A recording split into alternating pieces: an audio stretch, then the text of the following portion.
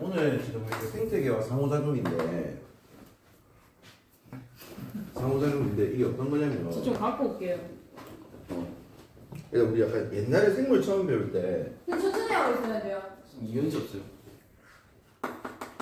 세포가 모이면 조직이 되고 조직이 모이면 기관이 되고 기관이 모이면 개체가 되고 근데 이거 너무 많이 들어봤던 말이잖아. 그러니까 개체가 모이면 이제 사실은 이 뒤에 내용입니다. 개체군이 되고 개체군이 모이면 군집인데 우리가 이제 이게 수능 나오는 기준으로 이야기를 하면 수능에서 그냥 세 문제가 나오는데 보통 개체군 문제에서 하나가 나오고 얘들아 군집에서 한 두 개가 나오고 어쩌다가 한 번씩 에너지나 물질 순환이 하나씩 나오고 그렇게 됩니다. 그래서 오늘은 사실 근데 이거는 약간 개념 한번 듣고 자기가 집에서 공부해도 충분히 되는 파트이기는 하거든요. 근데 요 이야기는 조금 할게요. 군집에서 방형구법이랑 그 다음에 우리가 식물의 천이 과정 그래서 뭐 너희 혹시 뭐 그런 말 들어봤나? 뭐 교모, 간모, 아교모 뭐 이런 말 들어봤죠? 처음 들어보니? 지금 니 보고 이야기하나? 얘는 뒤에 들어봤다 했다. 그래서 그런 것들에 대한 어떤 극상 천의를 통한 극상 과정을 이해하자. 이 두 개가 조금 어려울 겁니다.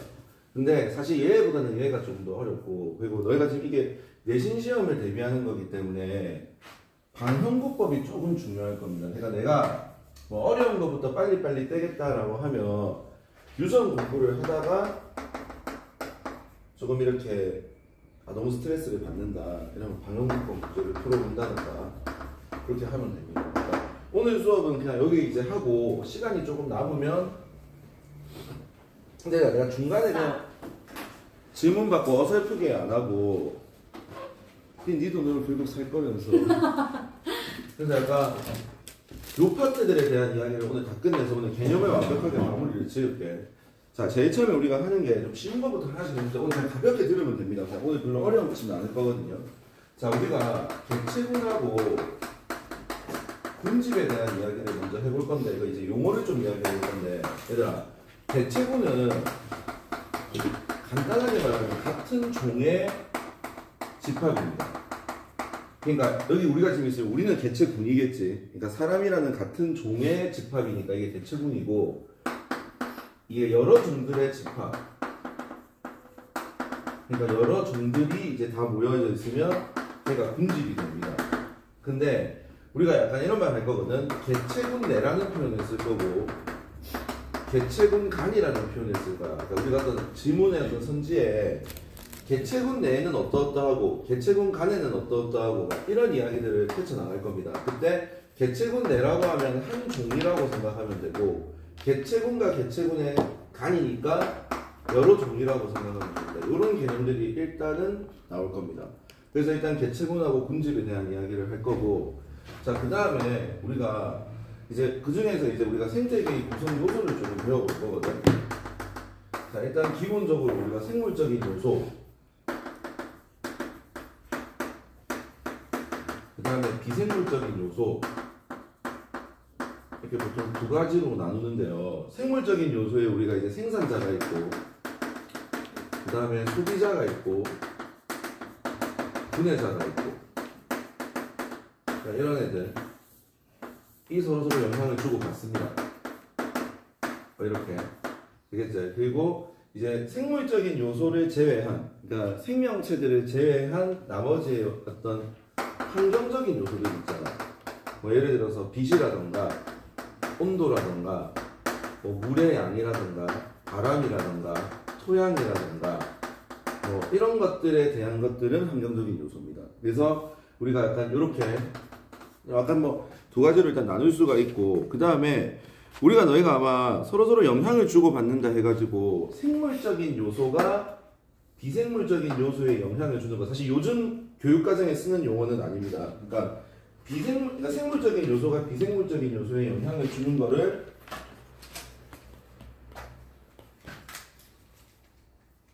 반작용이라고 하고 비생물적인 요소가 생물적인 요소에 영향을 주는 거를 작용이라고 하고, 그 다음에 생물적 요소 내에서 서로 영향을 주는 거를 상호작용이라고 할 겁니다. 그러니까 약간 옛날에는 사실 작용하고 반작용을 좀 구별을 하기는 했는데 크게 구별을 하지는 않을 겁니다. 그리고 일단은 기본적으로 사실 분해자에는 얘들아 사실 뭐 예전에 어떤 학교 시험에 지렁이가 분해자다 이런 표현이 나왔거든요. 그러니까 선지 하나에 뭐 디귿 보기에 지렁이가 분해자다라고 하는데 지렁이 분해자 맞습니다. 그래서 세균, 뭐 곰팡이, 버섯 이런 애가 분해자고 사실 곰팡이하고 버섯은 균계입니다. 그래서 약간 이런 것도 조금은 알아놓았으면 좋겠고 그래서 약간 생물적인 요소는 생산자는 주로 식물들이라고 생각하면 될 겁니다.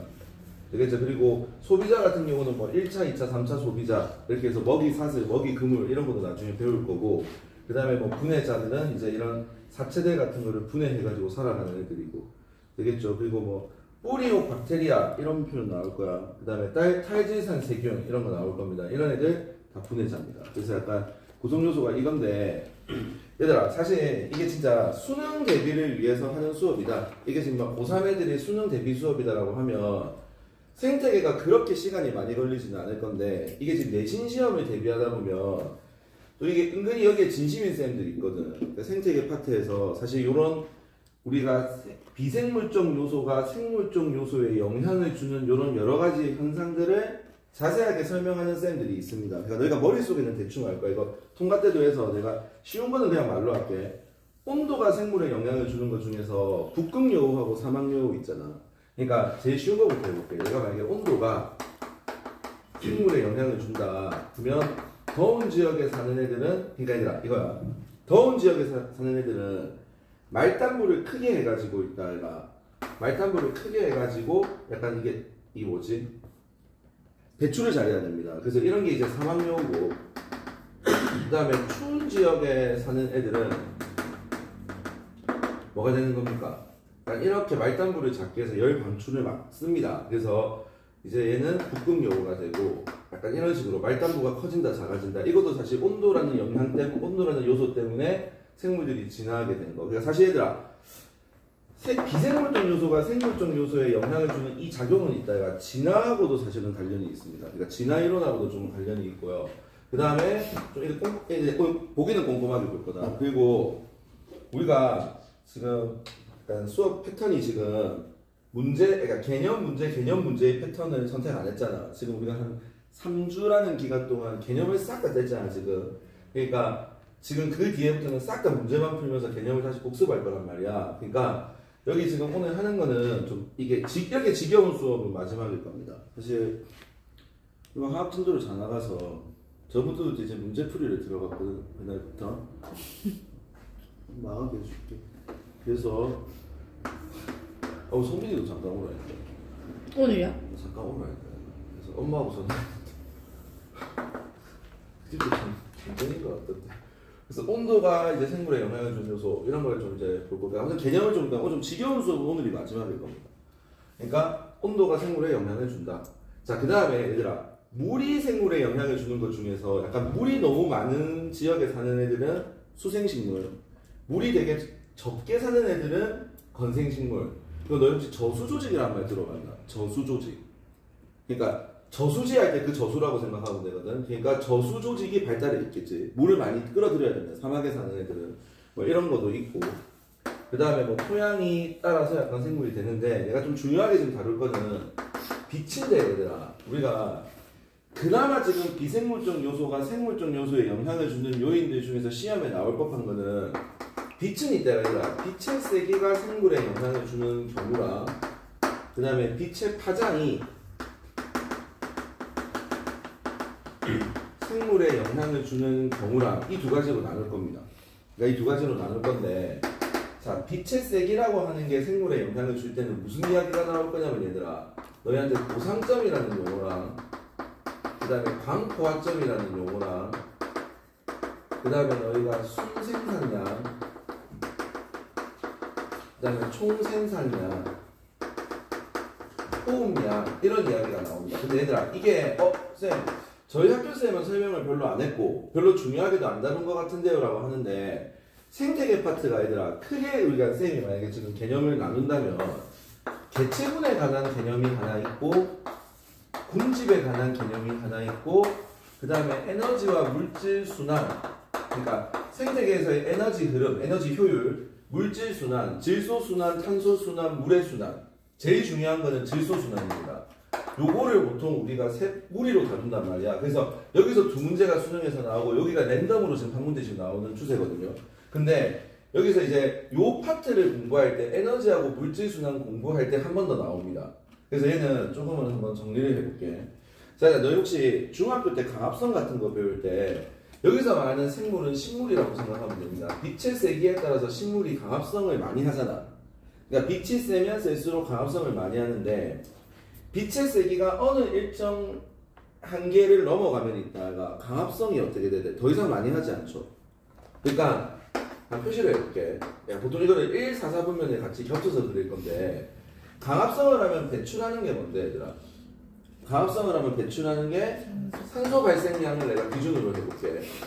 아니면 여기서 포도당 생산량 좋습니다. 그러니까 그냥 강합성량 좋습니다. 그러니까 주로 아마 산소 발생량으로 나올 겁니다. 그때 내가 만약에 빛이 1도 없어. 그럼 강합성을 1도 못하지 죽습니다.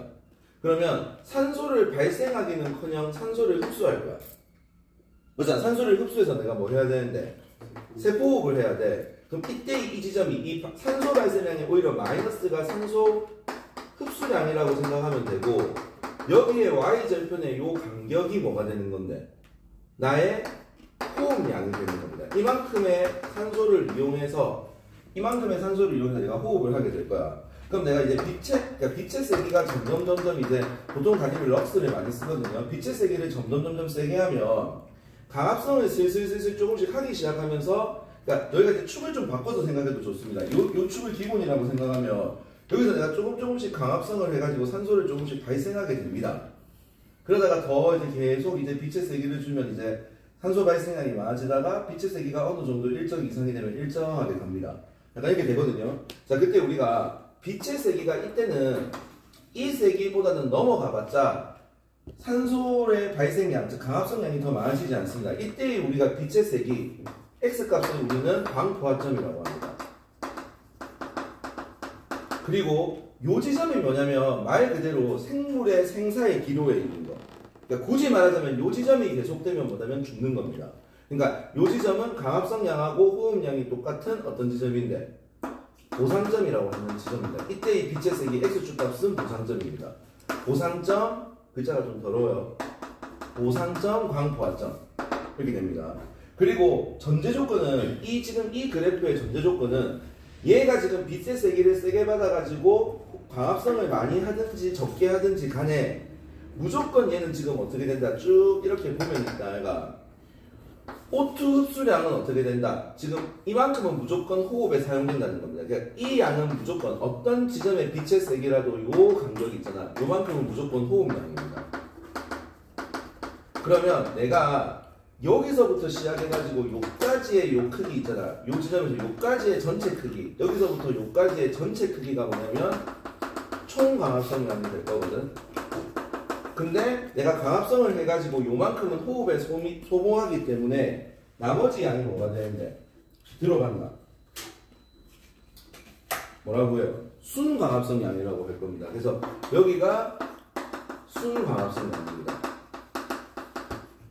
내가 지금 막 색깔을 여러 개를 지금 쓰지 않았는데 사실은 지금 보상점하고 광포화점은 다른 색깔로 적어서 또 좋았을 건데 중요한 거는 보상점하고 광포화점은 X값을 읽는 거고 그러니까 쌤은 어느 정도의 약간 이렇게 과학에서 그래프를 설명할 때 좀 되게 민감하게 보는 게 X축 값하고 Y축 값을 되게 민감하게 볼 건데 X축 값은 빛하고 빛의 세기하고 관련된 값이고 Y축 값은 O2 흡수하고 방출하고 관련된 값이기 때문에 내가 X축 값을 읽을 때는 보상점하고 광포화점이 중요하고 Y축 값을 읽을 때는 호흡량하고 순강합성량하고 총강합성량이 중요합니다.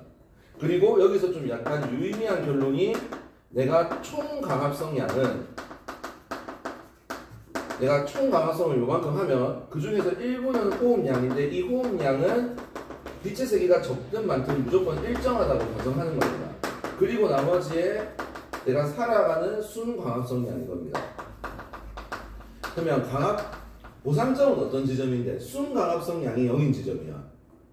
맞습니까? 순광합성량이 0이고 호흡량에서 전체 해가지고 총광합성량은 어느 정도 있는데 요 지점 같은 경우는 생물이 살 수 없습니다. 요 지점을 조금이라도 넘겨야지 그래도 얘가 먹고 삽니다. 그러니까 여기는 뭐 약간 요때 살아요 죽어요 하는데 약간 큰 의미 없는 질문이긴 한데 여기는 사실 이 시기가 지속되면 죽습니다. 그래서 약간 이렇게 겨우 살 수 있는 인계 지점 이렇게 생각하면 될 겁니다. 그래서 약간 이렇게 빛의 세계는 정도를 정리를 하면 되고 얘들아. 그리고 아마 통과 때 보통 아마 이거를 할 건데 요 개념이 조금 있어야지 너희 나중에 요 파트를 할 때 조금 할 수 있다. 오늘 끝까지 다 할 거니까. 자, 그 다음에 이제 빛의 파장과 생물인데요. 자, 이제 이건 어떤 거냐면 이제 우리는 사실 이제 물리를 조금 공부한 애들은 알겠지만 빛의 파장이라고 하는 거는 이 웨이브 빛의 파장을 단위가 미터거든. 뭐 미터, 나노미터 이런 거를 사용하는 그 파동의 길이란 말이야. 자, 그때 우리가 파장별로 나누었을 때 자, 생물에서 배우는 거는 이겁니다. 우리가 홍조류, 갈조류, 녹조류 이 개념이 나올 겁니다. 그러니까 우리가 생물에서 홍조류라고 하는 애가 있고 갈조류라고 하는 애가 있고 녹조류라고 하는 애들이 있거든요. 근데 이거를 어떻게 할 거냐면 그냥 보통 이렇게 생각합니다. 우리가 보통 그냥 물에서 이렇게 딱 봤을 때 막 징그럽게 생긴 약간 이렇게 녹색 식물들 많이 보이잖아. 예, 그래서 이 녹색 식물이 녹조류고, 그러니까 홍갈록이 깊은 순서입니다. 홍조류고, 갈조류고, 녹조류가 삽니다. 근데 사실 봐봐. 홍조류는 우리 눈에 보였을 때 빨간색으로 보이는 식물들이고, 사실 꼭 식물이 아니라도 있다. 얘가 그냥 식물 이전의 단계도 상관없습니다. 그러니까 혹시 해조류 들어봤나? 해조류가 이때 그 조류 말하는 게 아니라 홍조류가 이제 해조류들이라고 생각하면 바다에 살고 있는 어떤 생물들 이때 이제 홍조류, 갈조류, 갈색으로 보이면 갈조류, 녹색으로 보이면 녹조류입니다. 그래서 너희 혹시 약간 내가 홍갈록의 예를 하나 들어주기는 줄 건데 비슷한 순서라고 생각하면 됩니다. 그러니까 무슨 말이냐면 이게 약간 해녀가 이걸 캐고 들어갈 때 우리가 그냥 약간 혹시 그거 알아? 파래 첨가 파래 이런 게 약간 좀 약간 이게 한 5,000원 주세요 하면 한 무더기씩 주거든요. 이런 파래가 이제 예를 들어서 이렇게 되는 거고 갈조류는 갈색은 갈색 식물 혹시 알아? 식물이라 갈색 해조류 혹시 뭔지 알아요? 김 이런 거 김이 약간 갈색이잖아. 그래서 이렇게 되는 약간 찢어라 이 새끼야. 그래서 정신 나간 새끼야. 근데 이래서 그래서 여기 지금 수특에는 아예 개념조차가 없습니다. 지금 이거는. 그래서 그냥 내가 그냥 설명할게. 그래서 뭐 김 이런 거고 그 다음에 내가 약간 얘들아 홍조류가 지금 갑자기 기억이 안 나. 좀 비싼 애입니다. 미역 다시마 이런 애들. 미역이요? 아무튼 이렇게. 그래서 약간 이렇게 비싼 순서대로 이렇게 간다라고 생각하면 될 겁니다. 그래서 이건 틀릴 수도 있으니까 지울게요. 확실한 것은 김입니다. 그래서 아무튼 이게 홍조류, 갈조류, 녹조류인데 내가 말하고 싶은 건 이겁니다. 빛의 세기가 셀 때 우리가 빛을 파장별로 나눈다는 말은 길이별로 나누는 건데 가시광선의 빛을 이따가 빨주, 노초, 파남보로 나누잖아. 그러면 우리가 약간 이런 겁니다. 그러니까 약간 이제 빨간색 있잖아. 빨간색이 에너지가 약하니까 조금만 들어오게 되고 그 다음에 노란색 이거 뭐라고 하는데? 맞지? 미역김이 중간에 있죠. 네. 홍조류 이제 쳐볼게요.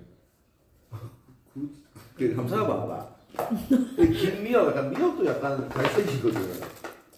내가 좀 불안해서 지워버렸거든. 김미역 또 비싼 애들 있잖아. 근데 쌍둥이가 없는데요. 아니다 갈조류 맞다. 그럼 제가 불러봐봐. 얘들아 이 식물은 그렇게 중요하지 않습니다. 당황스럽네요. 그래서 약간 이렇게 또 너 찾아볼게. 쉬는 시간에 좀 더 네이버 웹 검색 좀 해볼게. 그래가지고 이게 이렇게 있는데 아무튼 핵심은 이겁니다. 빨간색하고 약간 이렇게 퐁당퐁당 느낌으로 한 가지 띄어가지고 빨간색, 노란색, 파란색 이런 게 있다고 치면 빨간색 빛은 에너지가 약하고 보라색 빛이 에너지가 센 건 알아? 모르지? 이 모르구나. 자, 빨간색은 적색이고 보라색은 자색이거든. 자색 고구마는 아냐? 먹어본 적 있나? 그 비싼 고구마 있거든. 그 보라색이 자색 고구마란 말이야. 그리고 빨간색은 적색이란 말이야. 그러니까 빨간색 왼쪽에 있다 해서 적외선이고 보라색 왼쪽에 있다 해서 자외선이란 말이야. 그럼 요 자외선이 적외선보다 에너지가 세지. 그러니까 우리가 자외선 차단제 바르지. 그러니까 이쪽으로 갈수록 에너지가 세집니다. 에너지가 세지니까 빨간색 빛은 요만큼밖에, 그러니까 에너지가 세수록 많이 침투할 거 아니야. 그럼 빨간색은 요만히 침투하고 노란색은 요만히 침투하고 파란색은 요만히 침투합니다. 그러면 청색빛의 보색이 홍색이고 노란색의 보색이 갈색이고 이제 미술을 못해서 잘 모르겠습니다. 약간 내가 유일하게 생각하는 미술이 모자이크거든요. 그 모자이크 하나? 내가 사실 여기 이제 학교 생활 기록부가 있어. 어떤 애가 청소를 하나 내 걸 봤거든. 근데 체육이 200 뭐 한 200 우리 학교가 그때 한 280명인가 있었는데 245등. 체육을 진짜 땀 나는 걸 안 합니다. 땀 나는 게 질색이에요.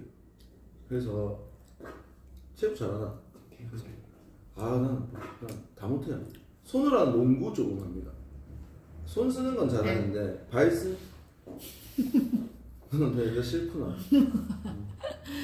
그래서 약간 이렇게 하고 또 미술 못하고 또 약간 미술은 음악 미술은 잘하고 싶지 않더라고. 학교 쌤부터 무시했거든.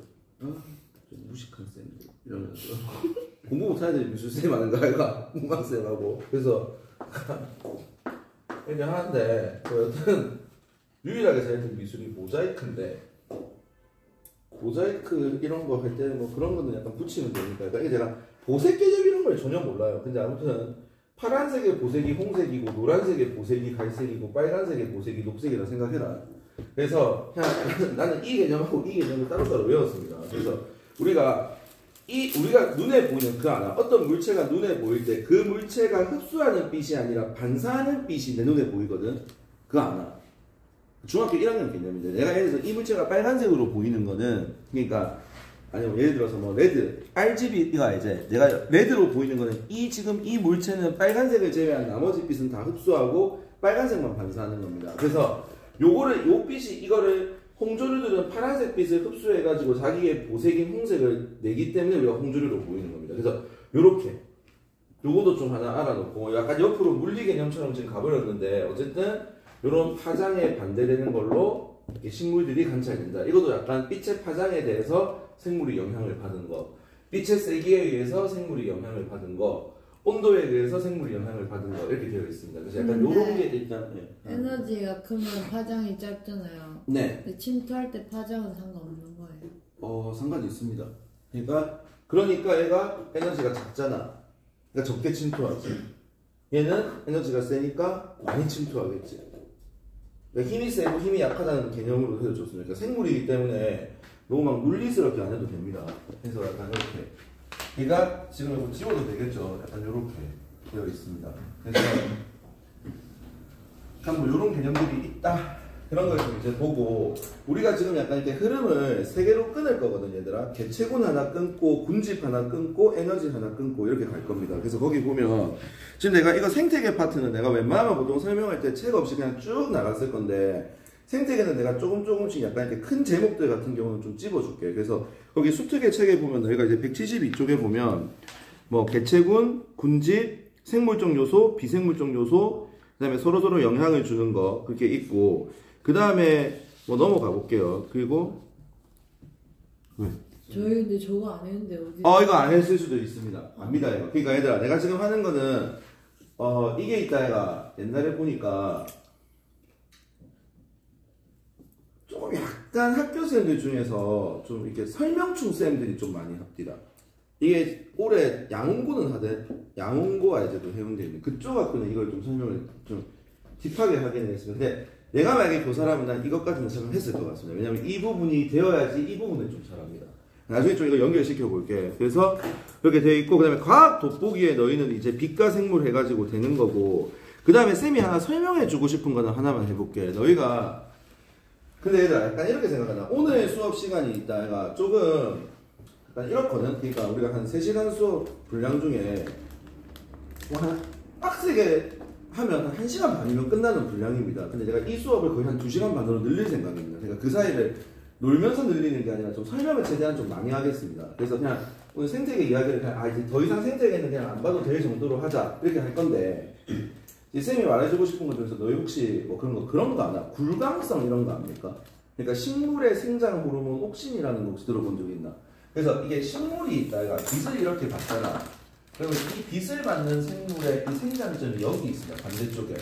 그래가지고 약간 이렇게 여기 이렇게 휘어지는 거. 그런 것도 사실은 어느 정도 우리가 굴강성이라고 해가지고 또 굴강성이 생물에 영향을 주는 요인들도 옛날에는 또 있었고, 그 다음에 또 이런 것도 잘해놓으면 또 훌륭한 사람이 됩니다. 또 약간 어떤 게 있냐면, 너 혹시 그리고 또 이거는 하나 설명해 볼게. 너 이거 학교에서 간혹 가다가 낮의 길이하고 밤의 길이에 대해 가지고 단일 식물, 장일 식물 이런 말 혹시 들어본 적 있습니까? 이거 없어요. 어떤 거냐면 내가 이거 다 깔아놔. 그러니까 이건데 얘들아 우리는 보통 편의상 단일 식물, 장일 식물 하는데 이건 시험에 안 나올 것 같으니까 간단하게만 이야기해 볼게. 단일 식물을 그냥 장야 식물이라고 생각을 하고 장일 식물을 단야 식물, 그러니까 식물인데 그냥 이겁니다. 식물이 개화를 할 때는 지속적인 암기의 시간이 길어야지 자라는 식물이 있고 지속적인 암기의 시간이 짧아야지 자라는 식물이 있습니다. 이게 장야 식물, 단야 식물입니다. 그러니까 낮의 길이보다는 지속적인 밤의 길이가 중요합니다. 그러니까 무슨 말이냐면 내가 만약에 식물이 이렇게 있는데 18시간에 어둠을 줬어.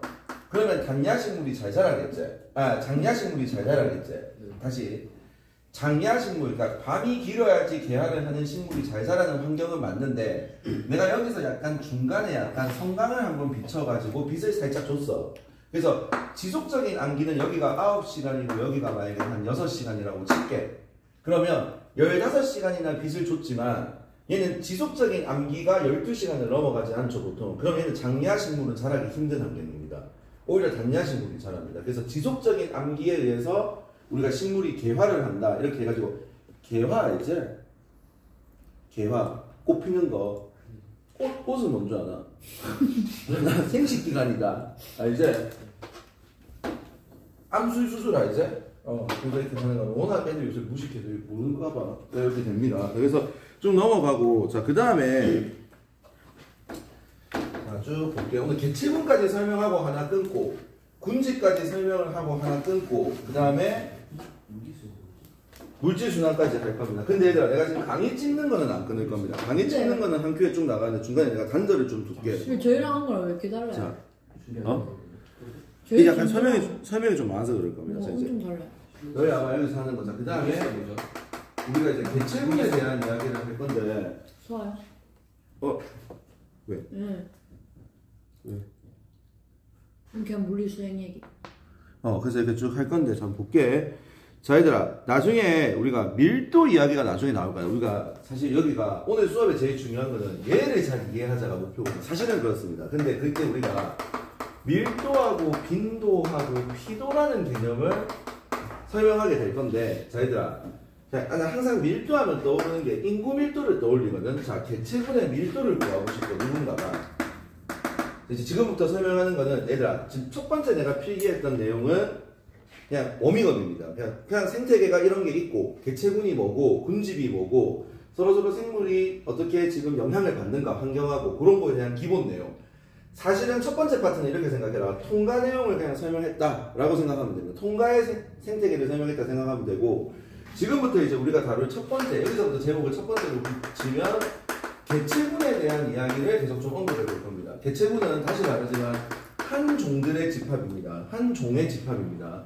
자, 얘들아, 우리 보통 인구 밀도가 우리나라가 높은 편은 뭔데? 우리나라가 인구수가 일본보다 많아서가 아니죠. 일본보다 우리나라 인구수가 작지만 우리나라의 면적에 대한 인구수, 그러니까 인구수, 개체수 이거를 밀도라고 합니다. 이건 나중에 우리가 우점종을 찾는 군집의 우점종을 찾을 때도 밀도는 면적분의 개체수입니다. 그러니까 어떤 면적분의 개체수, 그거를 우리가 밀도라고 하는데 너무 쉬운 이야기가 나올 겁니다. 사실 아마 학교에서는 여기서부터 수업을 시작했을 수도 있거든요. 그래서 우리가 보통 할 때 밀도가 증가하는 요인이 어떨까? 뭐 출생을 한다던가 전입해 오면 증가할 거고 그 다음에 내가 만약에 사망을 했다, 전출을 나갔다, 그러니까 이 공간에서 누군가가 나갔다 이러면 개체군의 밀도는 낮아집니다. 그래서 우리가 밀도를 보는데 여기서 쌤이 약간 조금 중요하게 생각하는 내용 중에 하나가 학교 쌤이 이것까지 좀 따지는 쌤들이 있는데 개체군이라는 개념을 배울 때 다루는 게 개체군의 생장곡선이랑 개체군의 생존곡선이랑 그 다음에 개체군의 상호작용이라고 하는 거를 배울 겁니다. 여기서 뭐 이 지금 수특에는 아마 연령 분포하고 주기적 변동하고도 나오는데 쌤은 중요하게 다루는 것은 개체군의 상호작용 이거를 좀 알았으면 좋겠습니다. 개체군의 상호작용인데 얘들아 쌤이 내가 말하고 싶은 건 이거다. 개체군의 상호작용을 몇 개 배울 거야. 그 다음에 개체군 간의 상호작용도 몇 개 배울 거야. 조금 있다가. 근데 이거는 개체군 이거는 내가 이 제목을 정확하게 보여줄게. 내의 상호작용입니다. 그 말은 뭔데? 예를 들어서 같은 종들끼리 저희들이 어떻게 하냐 이겁니다. 그러니까 사회생활을 한다는 거는 내하고 사자가 사회생활을 하는 게 아니라 사자라고 하는 애들의 특징이 사회생활을 하는 거죠. 그런 느낌입니다. 되겠죠? 그리고 애들이 제일 많이 어려워하는 게 하나 물어보자면 텃세라고 하는 게 나올 거야 너희들한테. 얘들아 텃세가 있다. 그러니까 개체군 내의 상호작용이가 개체군 간의 상호작용이가.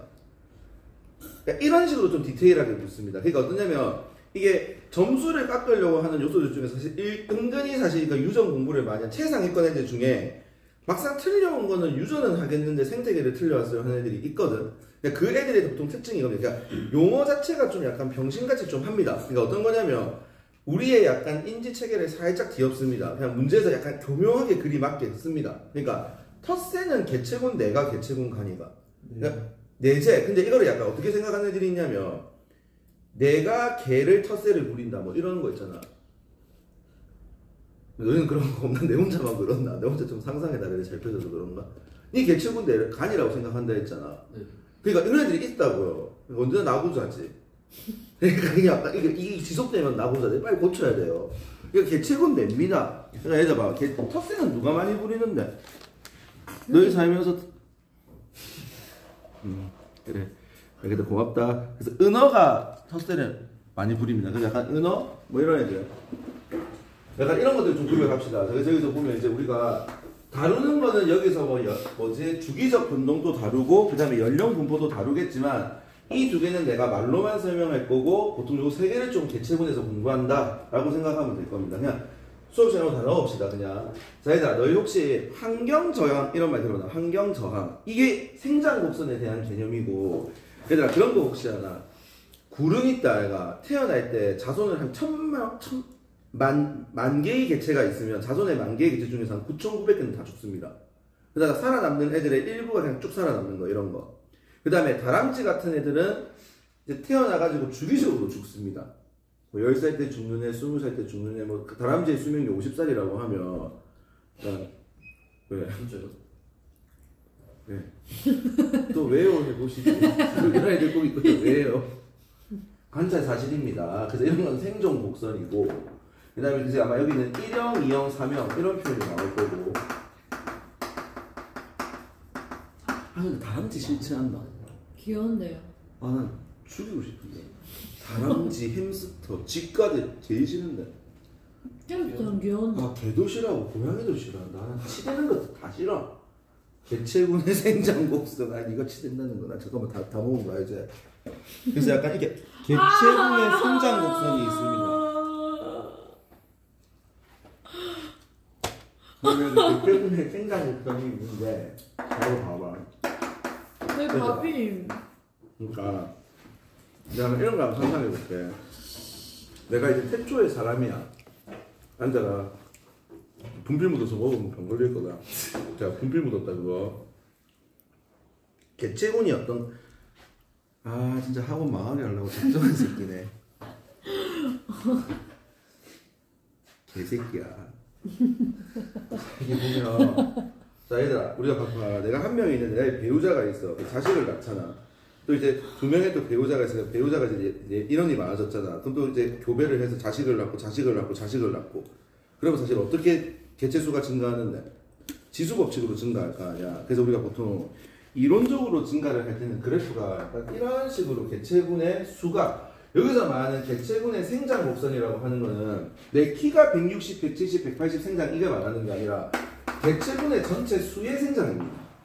좀 잘 구별해야 돼요. 개체군의 전체 수의 생장 곡선이 이렇게 이론적으로 증가를 합니다. 그러니까 이론적으로는 거의 지수함수 그래프로 증가를 해서 보통 이거를 J자형이라고 하거든. 그래서 J자형 이론적 곡선이 되는데 실제로 얘들아 우리가 보통 개체군은 어떻게 되는데 계속 이론적으로 성장할 수 있나? 하다가 어떤 그렇지. 어느 정도 약간 계속 내가 그러면 교배 개 늘려가지고 여기서 그러니까 요 공간에 2명, 4명, 8명, 16명, 32명 64명, 128명, 256명 여기 256명 있는 순간 이제 이때부터 고문 아이가 512명 뭐 이런 거 있잖아. 또 약간 내가 문학 소년이잖아. 그 약간 그 김동 그 약간 그 있잖아. 그 일제운동 했던 그 사람 있잖아. 그 김유정인가? 아무튼 뭐 어떤 그 소설에 보면 막 우리나라 일제 시절에 막 뭐 고문이 그거였다며. 서대문 형제.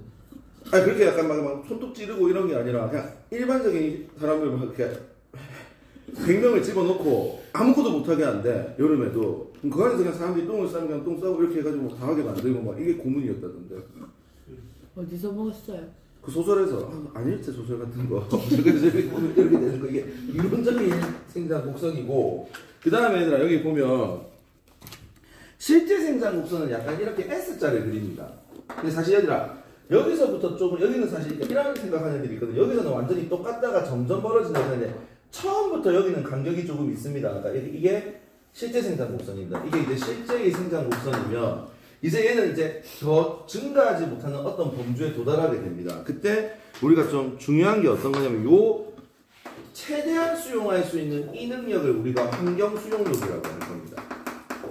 그러니까 어렵지는 않지만 이게 이제 이론적 생장 곡선, 실제 생장 곡선, 실제 생장 곡선이 수렴하는가 어느 정도의 그 무한대로 수렴하는 이 값이 우리가 환경 수용력 이렇게 볼 거고. 그럼 요 이론적 생장 곡선하고 실제 생장 곡선의 차이가 생길 겁니다. 이 차이를 우리는 뭐라고 하는데? 환경 저항이라고 할 겁니다. 되겠죠? 그래서 우리가 환경 저항이라는 걸 생기는 건데 뭐 어떤 거 있을까? 뭐 약간 우리 뭐 코로나 같은 거. 아 좋습니다. 그러니까 잡아먹히는 거. 그다음에 또 질병이라던가 뭐 먹이 부족. 방금 내가 말했잖아. 노폐물 축적. 뭐 이런 것들. 자, 그래서 이렇게 됩니다. 그래서 이런 것들이 환경 저항이 생기고 얘들아 환경 저항은 요 생장 곡선의 처음부터 존재하는 거다. 생장 곡선의 처음부터 환경 저항은 있습니다. 그러니까 이론적 곡선을 따라가지 못하는 이유는 환경 저항입니다. 그래서 약간 이렇게 개체군의 생장 곡선 얘들아 머릿속에 개체군의 생장 곡선은 거시적으로 봤을 때 한 종이라는 걸 기억해라. 자, 그 다음에 우리가 약간 이제 생존 곡선은 한 애가 살아서부터 죽을 때까지의 과정입니다. 자, 그때 이제 이 1형, 2형, 3형이 나오는데 얘들아 우리 사람을 그냥 1형이라고 생각하면 됩니다. 우리는 얘들아 사실 거의 비슷하게 죽지 않을까? 언니 한 60에 죽을 거고 언니는 한 65에 죽을 거고 90에 죽을 거고 120에 죽을 거고 나는 한 200살까지 살고 이러는 것 정도. 거의 처음에 태어나면 개체수가 이렇게 있다가 얘가 이제 연령 분포입니다. 연령을 막 계속 유지하다가 쭉 하다가 어느 순간 비슷하게 다 갑니다. 아 죽을래 이렇게. 이런 느낌. 이게 보통 1형이고 2형은 얘들아 약간 연령별로 규칙적으로 이게 제일 신기하긴 하던데 이렇게 죽는 애들이 있대요. 나 근데 보통 외운 애가 다람쥐거든. 그러니까 다람쥐가 있고 지금 거기 보면 다람쥐하고 조류야 이제. 조류들 세대. 다람쥐나 조류 같은 이런 애들은 2형입니다. 그 다음에 처음에 와장창 다 죽습니다. 근데 선택받은 애들이 끝까지 살아가요. 그러니까 이런 거, 약간 어패류 이런 말 들어봤지? 물속에 사는 이런 어류들, 굴 이런 애들은 이렇게 굴, 어류 이런 애들은 3형이 그러니까 출생수는 많은데 거의 대부분 초반에 다 죽습니다. 그리고 1형은 출생수는 적은데 약간 부모 보호받는 애들. 그러니까 사실 포유류도 사실 1형에 들어갈 수 있습니다. 포유류, 뭐 약간 이렇게 고래, 공룡. 자, 그래서 이렇게 되고요. 그 다음에 사람, 이런 애들, 다람쥐, 조류, 굴, 어류 이런 거는 코끼리는 어디 들어가요? 됩니다. 그래서 이렇게 되는 거. 그리고 얘들아, 우리는 사실 지금 어떻는데 우리나라 지금 난리잖아. 연령 분포가 지금 사실 우리는 안정형이가 발전형이가 세태형이가. 세트. 애 왜 이렇게 안 낳지? 쌤. 쌤이 나와주세요. 아 저는 그냥 한 명만 낳으려고요. 점을 봤는데 한 명 애가 우리나라를 뒤집을 정도로 똑똑하다 이래가지고 나 이거 안 했나? 내가 점을 좀 믿거든. 불교란 말이야. 근데 약간 교회 개인기에서 교회를 사실 좀 싫어요. 좀 싫어하거든요. 근데 개인적으로 그렇다는 건 알고. 아무튼 근데 이 뭐라 해야 되지? 점을 보러 가는 내가 50에 결혼을 한대. 그 점쟁이 말인데 딱 50이라고 지정해 준 사람은 한 분이었고 두 분은 내가 결혼이 일단 어쨌든 30대 후반을 넘어간대. 옛날에 봤을 때도 결혼이 늦대 내가. 늦다가 약간 이제 내가 애만 케어를 하고 살 건데 50점 늦게 결혼해서 애를 하나 낳는데 아들을 하나 낳을 거래. 근데 그 아들이 그렇게 똑똑하대. 내가 그래서 우리 아들이 그럼 의사 이런 거 하는 거 말고 서울대 의대 가고 이런 거 할까? 그런 똑똑함이 아니래. 3명 다 그랬어요. 그러니까 우리나라를 뒤집을 정도로 똑똑한 애가 하나 나온대. 그래서 내가 팔자가 움직여야지 돈을 버는 팔자라대. 그러니까 내가 약간 홀랑홀랑 돈을 잘 까먹는데 가만히 있으면 돈을 쓰고 싶어서 미치는 스타일이래. 근데 계속 움직이면서 돈을 이제 약간 이렇게 모으는 스타일. 그러니까 내가 약간 사실 그 맞는 것 같은 게 내가 학원 때문에 그렇거든. 근데 그거를 했대. 내가 말년이 걔 때문에 먹고 산다는데. 그래서 약간 나는 뭐 하다가 이야기 맞죠? 아 자식을 한 명 낳을 거다. 그래서 그 한 명에 몰빵해 주려고. 그래서 나는 저 자식 3명 4명 낳으면 교육비도 많이 없어요. 태어날 때부터 바로 1,000원 돈 보낼 거거든. 내 아들이면 말 개 안 들을 것 같지 않나? 응. 그러니까 난 진짜 죽여 넣으려고. 담배 폈다? 그냥 머리 정수리에 담배를 지지려고 그냥. 그놈 인간 쓰레기다. 이 나쁜 놈이 새끼 이게 나쁜 것만 배워가지고 이러려고. 아무튼 그렇습니다. 그래서 우리는 아무튼 그만하자. 세태형입니다. 그래서 세태형이라고 하는 게 어떤 거냐면 사실 근데 사실 진짜 맞기는 맞는 것 같아요. 우리나라가 망할 것 같기는 해요. 애로 보면 망할 것 같은데 내 친구들 중에서 난 3쌍 중에 2쌍은 애 안 낳습니다. 애 낳기 귀찮다 해서 좀 안 낳고 이러는데 이런 거. 그래서 우리가 뭐 발전형이다, 뭐 안정형이다, 세태형이다 이런 거는 지금 어떤 거냐면 얘들아 연령 분포입니다. 그러니까 우리가 연령 분포를 할 때 좀 이렇게 됩니다. 한 개체고가 연령별 분포 뭐 이런 거 이렇게 되는 거고 그 다음에 주기적 변동이 나오는데 얘들아 쌤이 너희 혹시 그 눈심토끼하고 쓰라손이 혹시 알아? 네. 그러니까 얘들아 쓰라손이가 늑대가고 눈심토끼가 토끼가잖아. 그럼 토끼가 늑대를 이기지 못하는 건 알지? 그래서 늑대가 토끼를 잡아먹는 포식 비식 관계제. 근데 이게 개체군이 또 다른 개체군에 의해서 그 개체군이 주기적으로 변동한다는 개념으로 개체군에 들어가기도 하는데 눈신토끼하고 쓰라소니에는 개체군 간의 상호작용도 될 수 있잖아. 포식 비식은. 그러니까 이거는 그냥 생략하겠습니다. 그래서 그렇게 되는 거고 그 다음에 혹시 너희 학교에서 돌말 개체수 이런 거 좀 하더나? 안 했어요. 돌말 개체수 어쩌고 저쩌고 하는 거. 했어요. 그러니까 이거는 할 수 있습니다. 그러니까 어떤 거냐면 이건 내가 그냥 말로만 해줄게. 거기에 이런 게 어떤 거냐면 얘들아 약간 이런 겁니다. 개체군이 어떤 개체군 하나의 수가 그러니까 다시 봐봐. 눈심토끼가 늑대가 없는 환경에서는 개체수가 늘었다가 늑대라는 포식자가 있으면 어떻게 돼? 그 비식자의 수가 줄어들고 이런 식으로 되는 게 주기적 변동이거든. 근데 그 돌말은 무슨 예 때문에냐면 방금 이 친구가 말했던 것처럼 돌말은 계절에 따라서 좀 주기적으로 수가 바뀝니다. 그래서 이거를 내가 서술형에 낸 학교도 본 적이 있습니다. 그러니까 적지는 않고 내가 말로는 해주기는 할 건데 조금 중요합니다. 그래서 거기 보면 돌말 개체수가 초봄의 개체수가 증가합니다. 초봄의 개체수가 좀 많아져. 왜냐면 빛의 세기하고 수온이 점점 겨울에 비해서 봄으로 되면서 증가하면서 영양염류의 수도 많아지거든 얘들아. 그러다가 이제 늦봄이 되면 영양염류가 고갈하면서 수가 줄어듭니다. 그러다가 늦여름에 다시 또 영양염류가 증가해서 개체수가 늘어났다가 또 이제 초가을에 빛의 세기하고 수온이 여름에 비해서 감소하기 때문에 초가을에 개체수가 감소합니다. 요거를 혹시 학교에서 해줬으면 이게 여름, 그러니까 이제 봄, 초여름, 그 다음에 약간 이 뭐라고 해야 되나? 뭐라고 해야 되나? 초여름, 늦여름, 그 다음에 초가을. 이거 약간 변화를 좀 약간 기억을 해서 좀 암기를 했으면 좋겠습니다. 근데 이거 줄 쫙 끊긴 했어요.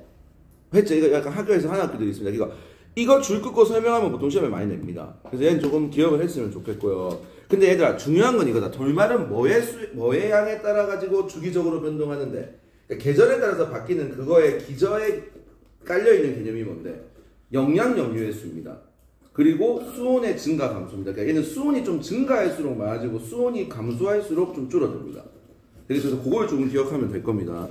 그러니까 이렇게 좀 보는 거고 그 다음에 개체군의 상호작용에서 너희가 좀 기억해야 되는 거는 어떤 거냐면 뭐 텃세, 순이제,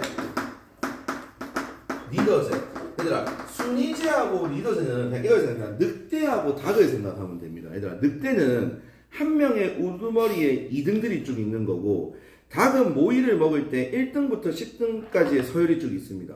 그러니까 1등이 먼저 먹고 그 다음에 2등 먹고 3등 먹고 그러니까 각각의 순위가 있으면 이걸 순위제라고 하고 그 다음에 리더제 같은 경우는 늑대를 보통 예를 들고 있고 그 다음에 사회생활 그러니까 사회생활 하는가 하면 어떤 종이 떠오르는데 꿀벌 그 다음에 가족생활 사자 같은 거는 이런 게 있습니다. 근데 얘들아 쌤은 얘네들의 예를 기억 못하는 애는 없습니다. 만약 딱 제목만 들어봐도 순위제 1등부터 10등을 정하는 거고 얘는 1등과 다수의 2등을 정하는 거고 그 다음에 사회생활 같은 경우는 뭐 사회생활 해가지고 일단 꿀벌 같은 애들 생각하면 되고 가족생활은 가족물이도 우리 사람도 그렇지 사람도 가족생활이잖아.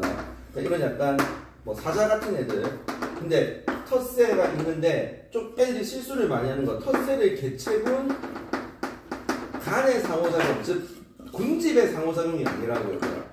얘는 한 종 내에서 저희들끼리 텃세 부리는 겁니다. 우리 사람도 그런 거 있잖아. 텃세 부리고 나쁜 애들 죽어야 된다. 약간 그 운동은 뭐 그런 애들 그 나쁜 년들 문동은이 피해자 아니야? 자, 듣기 싫고 그래서 은어, 까치 이런 겁니다. 그래서 자기가 내가 이제 약간 배우자 독점, 서식공간 확보 이런 걸 통해 가지고 다른 개체가 못 들어오게 내가 삐야 이러면서 그냥 막고 있는 이런 게 텃세다. 그래서 보통 텃세를 많이 부리는 애들이 은어입니다. 되겠죠? 그리고 순이제 같은 경우에 대표적인 얘는 닭입니다. 지금 봐봐 한 종이제, 리더제는 늑대입니다. 그 다음에 사회생활은 꿀벌이고 가족생활은 사자고 그래서 뭐 여기 얘도 나와 있는 게 사자, 코끼리, 침팬지 이런 거는 가족생활, 혈연관계를 주로 위주로 하는 겁니다.